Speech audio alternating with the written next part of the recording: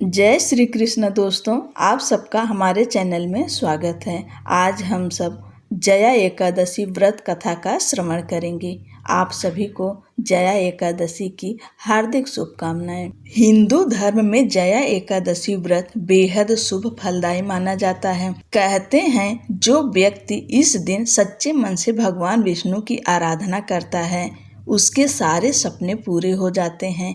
साल में आने वाली 24 एकादशी तिथियों में से जया एकादशी का सबसे ज़्यादा महत्व माना जाता है, जो इस साल 8 फरवरी 2025 दिन शनिवार को मनाई जाएगी। इस दिन भगवान विष्णु की पूजा की जाती है। माना जाता है कि इस दिन व्रत उपवास रखने से भूत, प्रेत और पिशाच जैसे रूपों से मुक्ति मिल जाती है।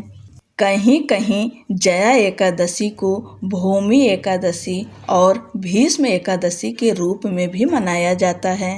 धर्मराज युधिष्ठिर बोले, हे भगवान, आपने माघ के कृष्ण पक्ष की षटतिला एकादशी का अत्यंत सुंदर वर्णन किया। अब आप कृपा करके माघ शुक्ल एकादशी का वर्णन कीजिए। इसका क्या नाम है, इसके व्रत की क्या विधि है और इसमें कौन से देवता का पूजन किया जाता है।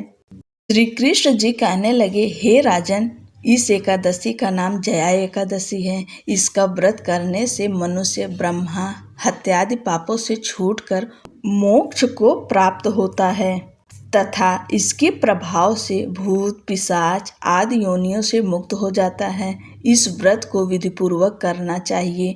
अब मैं तुमसे पद्म पुराण में वर्णित इसकी महिमा की एक कथा सुनाता हूँ।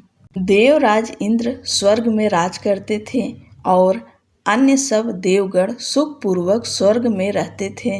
एक समय इंद्र अपनी इच्छा अनुसार नंदन वन में अप्सराओं के साथ विहार कर रहे थे और गंधर्व गान कर रहे थे। उन गंधर्वों में प्रसिद्ध पुष्पदंत तथा उसकी कन्या पुष्पावती और चित्रसेन तथा उसकी स्त्री मालिनी भी उपस्थित थे। साथ ही मालिनी का पुत्र पुष्पवान और उसका पुत्र माल्यवान भी उपस्थित थे। पुष्पवती गंधर्व कन्या माल्यवान को देखकर उस पर मोहित हो गई और माल्यवान पर काम बाण चलाने लगी। उसने अपने रूप, लावण्य और हाव भाव से माल्यवान को वश में कर लिया। हे राजन, वह पुष्पवती अत्यंत सुंदर थी। अब वे इंद्र को प्रसन्न करने के लिए गान करने लगे, परंतु परस्पर मोहित हो जाने के कारण उनका चित्त भ्रमित हो गया था। इनके ठीक प्रकार न गाने तथा स्वर ताल ठीक नहीं होने से इंद्र इनके प्रेम को समझ गए और उन्होंने इसमें अपना अपमान समझकर उनको श्राप दे दिया। इंद्र ने कहा, हे मूर्खों, तुमने मेरी आज्ञा का उल्लंघन किया है, इसलिए तुम्हारा धिक्कार है। अब तुम दोनों स्त्री पुरुष के रूप में मृत्युलोक में जाकर पिशाच रूप धारण करो और अपने कर्म का फल भोगो। इंद्र का ऐसा श्राप सुनकर वे अत्यंत दुखी हुए और हिमालय पर्वत पर दुख पूर्वक अपना जीवन व्यतीत करने लगे। उन्हें गंध, रस तथा स्पर्श आदि का कुछ भी ज्ञान नहीं था। वहाँ उनको महान दुख मिल रहे थे। उन्हें एक क्षण के लिए भी निद्रा नहीं आती थी। उस जगह अत्यंत शील था, इससे उनके रोंगटे खड़े रहते और मारे शीत के दांत बजते रहते।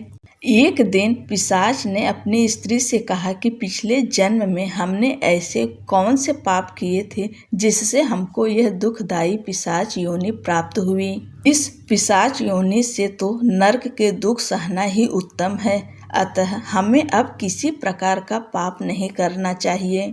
इस प्रकार विचार करते हुए वे अपने दिन व्यतीत कर रहे थे। दैव्य योग से तभी माघ मास में शुक्ल पक्ष की जया नामक एकादशी आई। उस दिन उन्होंने कुछ भी भोजन नहीं किया और न कोई पाप कर्म किया, केवल फल फूल खाकर ही दिन व्यतीत किया। और सायंकाल के समय महान दुख से पीपल के वृक्ष के नीचे बैठ गए। उस समय सूर्य भगवान अस्त हो रहे थे। उस रात को अत्यंत ठंड थी। इस कारण वे दोनों शीत के मारे अति दुखित होकर मृतक के समान आपस में चिपटे हुए पड़े रहे। उस रात्रि को उनको निद्रा भी नहीं आई। हे राजन, जया एकादशी के उपवास और रात्रि के जागरण से दूसरे दिन प्रभात होते ही उनकी पिशाच योनि छूट गई। अत्यंत सुंदर गंधर्व और अप्सरा की देह धारण कर सुंदर वस्त्राभूषणों से अलंकृत होकर उन्होंने स्वर्गलोक को प्रस्थान किया। उस समय आकाश में देवता उनकी स्तुति करते हुए पुष्प वर्षा करने लगे। स्वर्गलोक में जाकर इन दोनों ने देवराज इंद्र को प्रणाम किया। इंद्र इनको पहले रूप में देखकर अत्यंत आश्चर्यचकित हुआ और पूछने लगा कि तुमने अपनी पिशाच योनि से किस तरह छुटकारा पाया, सो सब बतलाओ। माल्यवान बोले कि देवेंद्र, भगवान विष्णु की कृपा और जया एकादशी के व्रत के प्रभाव से ही हमारी पिशाच देह छूटी है। तब इंद्र बोले कि माल्यवान, भगवान की कृपा और एकादशी का व्रत करने से न केवल तुम्हारी पिशाच योनि छूट गई, वरन हम लोगों के भी वंदनीय हो गए, क्योंकि विष्णु और शिव के भक्त हम लोगों के वंदनीय हैं। अतः आप धन्य हैं। अब आप पुष्पवती के साथ जाकर विहार करो। श्री कृष्ण कहने लगे कि हे राजा युधिष्ठिर, इस जया एकादशी के व्रत से बुरी योनि छूट जाती है। जिस मनुष्य ने इस एकादशी का व्रत किया है, उसने मानो सब यज्ञ, जप, दान आदि कर लिए। जो मनुष्य जया एकादशी का व्रत करते हैं, वे अवश्य ही 1000 वर्ष तक स्वर्ग में वास करते हैं। बोलो लक्ष्मी नारायण की जय। दोस्तों, आप सभी को जया एकादशी की हार्दिक शुभकामनाएं और आप सब चैनल को लाइक शेयर कर दीजिए और सब्सक्राइब करना ना भूलें। राधे राधे।